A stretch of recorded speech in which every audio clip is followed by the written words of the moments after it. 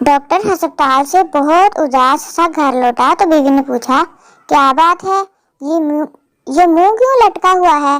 Doctor, आज हमारे ward की छत गिर गई, जिसकी वजह से सारा अमला जहाँ बहक हो गया।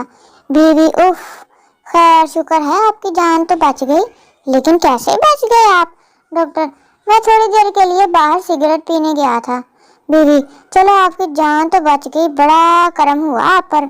डॉक्टर, अभी अभी गवर्नमेंट ने मरने वालों के घर वालों को 50-50 लाख मुआवजा देने का ऐलान किया है।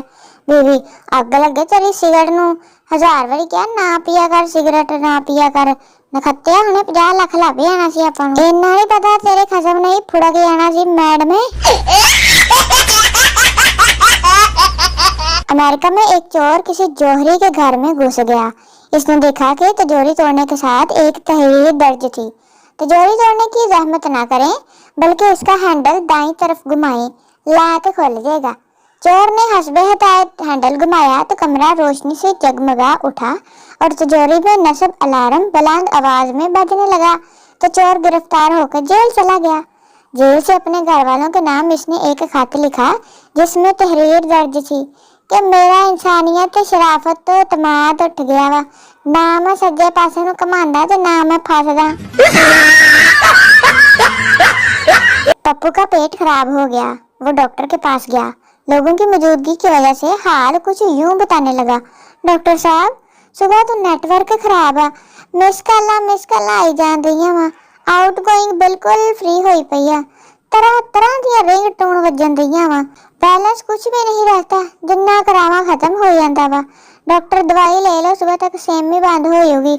हाँ जी, मुड़ के कबाई टुटन दी दवाई खांदा फिरी मामा। भट्ट साहब अपनी माँ से, अम्मी आज दोस्त के घर अफ्तारी में इतना खाया कि दीवार का सहारा ले लेकर घर पहुंचा हूँ।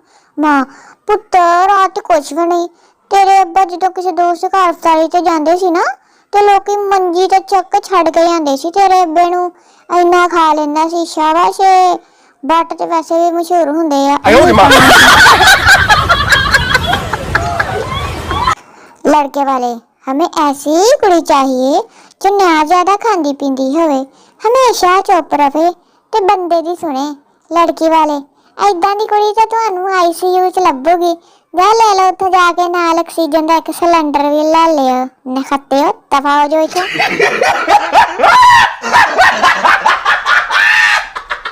मेहमान आए।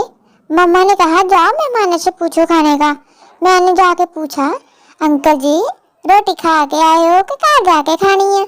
पता नहीं मैनू कातों मार पई, तुसी दसो हमारा कातों मार पई।